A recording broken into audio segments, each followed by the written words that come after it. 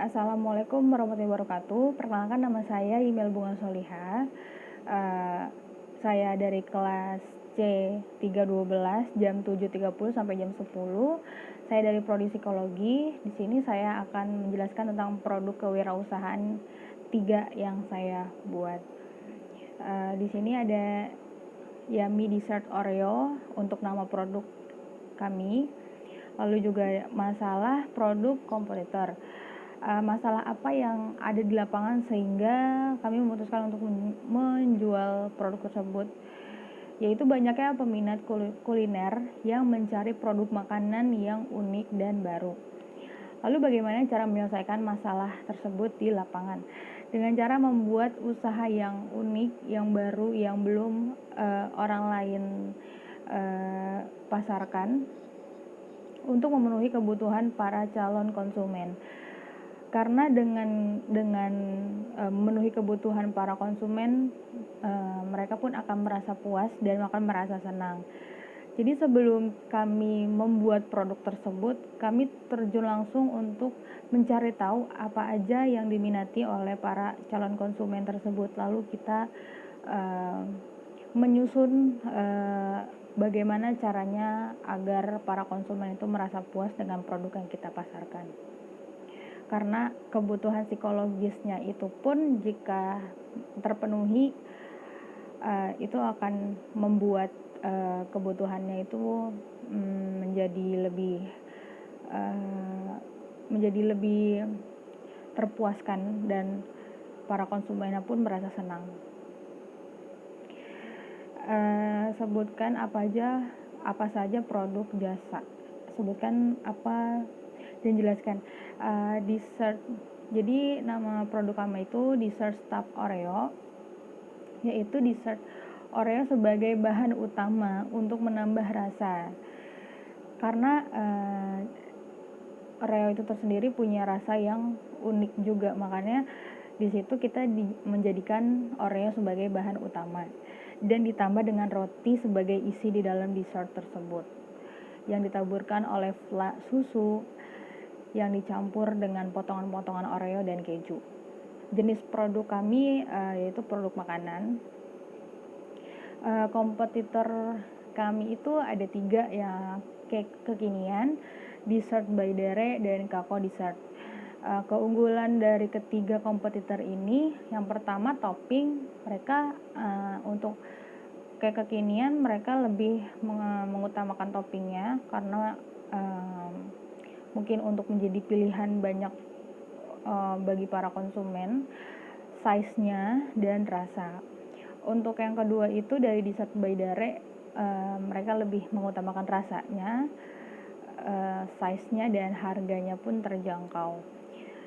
Untuk yang ketiga Kako Dessert, mereka juga lebih mengutamakan rasa, tapi mereka punya pilihan menu, jadi nggak cuma satu jenis aja, tapi mereka punya beberapa jenis untuk dijadikan produk terbaru mereka dan menjadikan itu sebagai pilihan untuk para konsumen. Dan size-nya juga. Keunggulan produk kami dibanding kompetitor lainnya, kita lebih mengutamakan rasa, benar-benar mengutamakan rasa. Rasa apa yang kita pakai, bahan apa yang kita pakai, di situ kita akan menguatkan bahan utama tersebut di dalam dessert yang kami buat. Harganya pun terjangkau, dari harga 15.000 sampai harga 25.000. Jadi ini cocok banget untuk pelajar dan mahasiswa juga.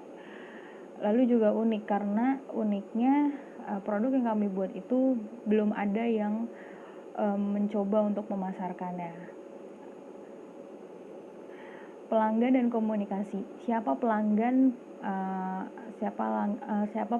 potensial kami, yaitu ada pelajar SMP dan SMA, mahasiswi dan pekerja. Bisnis kami akan berjalan di wilayah mana aja. Untuk sekarang kita masih di daerah Pondok Aren dan Ciledug. Untuk strategi marketingnya dengan cara melakukan pemasaran secara langsung untuk melakukan testing terlebih dahulu.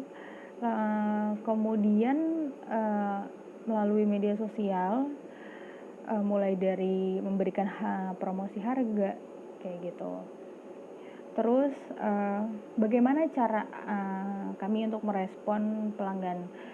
Bagaimana cara jika ingin bertanya, bisa melalui via media sosial, WhatsApp untuk bertanya mengenai produk kami lebih detail. Lalu bagaimana cara ingin membeli produk kami itu dengan cara memesan melalui via Instagram atau WhatsApp untuk mengisi format pembelian produk. Bagaimana cara untuk pelanggan jika pelanggan kami komplain? Jika pelanggan kami komplain, kami akan memberikan kesempatan para konsumen untuk memberikan masukan apa yang harus kami perbaiki. Misalnya tentang rasa, jika kami akan mengoreksi kesalahan tersebut dan akan memperbaikinya jika kesalahannya itu kami buat tanpa sengaja gitu. Karena mungkin apa yang konsumen harapkan itu belum tentu kita bisa memenuhi itu. Jadi kalau misalkan konsumen tersebut merasa kecewa atau merasa belum puas, kami siap untuk memperbaiki itu. Dan jika pelanggan tersebut komplain karena ketepatan waktu, kami akan memberikan diskon 10% dari harga normal. Strategi apa yang kami lakukan untuk menjadikan pelanggan kami loyal? Yaitu dengan cara memberikan layanan yang baik, yaitu dengan memberikan kualitas pelayanan yang baik, dengan mendengarkan pelanggan dan memberikan solusi di setiap permasalahan pelanggan dengan cepat dan tepat. Lalu yang kedua, mengakui kesalahan. Jika kami melakukan kesalahan tanpa disengaja, kami akan langsung meminta maaf kepada pelanggan tersebut. Misalnya keterlambatan waktu atau kualitas yang kurang baik. Yang ketiga, memberikan harga promosi untuk pelanggan yang membeli produk lebih dari 1 pieces, misalnya 6-10 pieces. Kita di situ akan memberikan promosi harga yang terjangkau untuk pecinta kuliner, di mana calon pelanggan dapat membeli produk kami. Caranya bisa melalui via Instagram atau WhatsApp, memfollow akun Instagram kami atau menghubungi via WhatsApp, dan kami akan memberikan format pengisian orderan untuk calon pelanggan tersebut. Untuk sumber daya, di sini ada nama ketua tim, yaitu Email Bunga Solihah. Keahliannya itu mampu menghandle tim lain apabila mengalami kesulitan serta membantu untuk pembuatan produk. Yang kedua itu ada PIC produksi dari Turisa Inasmawati untuk membantu mempersiapkan hal-hal apa saja yang diperlukan dalam kegiatan produksi. Ada PIC pemasaran juga, dia Sri Lestari, memiliki kemampuan penjualan kepada calon pelanggan yang akan ditargetkan. Lalu ada PIC sumber daya, Dita Febriantika Putri, yaitu mampu membantu dalam menyelesaikan permasalahan yang terjadi untuk mencapai tujuan yang diterapkan. Lalu ada PIC keuangan, India Rusmiati, yaitu mampu mengatur keuangan baik pengeluaran ataupun pemasukan yang didapat. Tanggung jawabnya untuk ketua tim, yaitu bertanggung jawab atas semua tim dalam melakukan proses penjualan produk tersebut. Untuk PIC produksi, bertanggung jawab dalam kebutuhan yang diperlukan dan dalam mempersiapkan bahan-bahan yang diperlukan nantinya. Ada PIC pemasaran, yaitu bertanggung jawab atas produk yang dipasarkan kepada calon pelanggan. Untuk PIC sumber daya, tanggung jawabnya itu dalam menyelesaikan permasalahannya yang terjadi pada produk tersebut oleh pelanggan. Untuk PIC keuangannya, bertanggung jawab atas keuangan yang telah masuk dan pengeluaran biaya, seperti menghitung jumlah yang sudah didapatkan untuk modal produksi selanjutnya.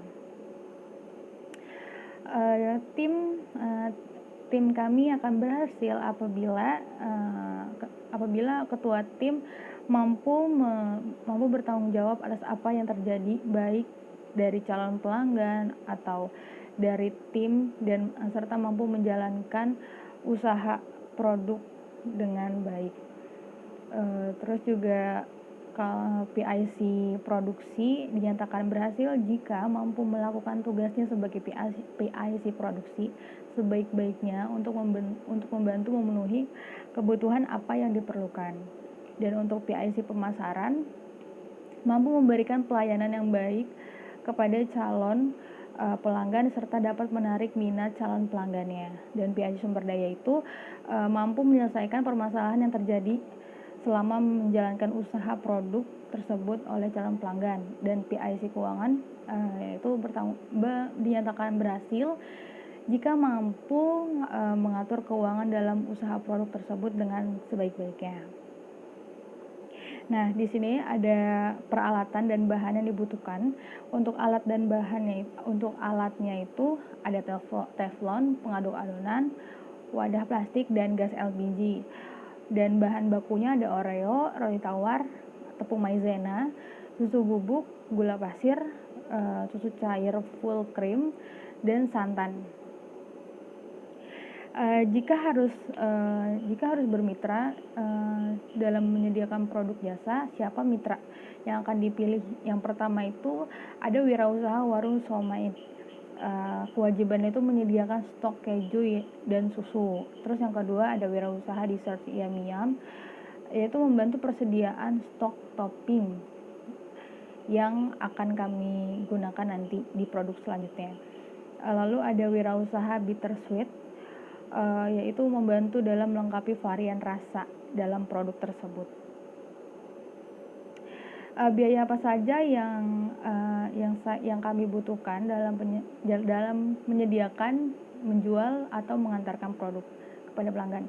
Yang pertama ada biaya produksi, biaya yang dikeluarkan untuk memberikan upah kepada tenaga kerja langsung, biaya yang dikeluarkan untuk pembelian bahan baku, dan biaya yang dikeluarkan untuk membeli alat-alat yang digunakan.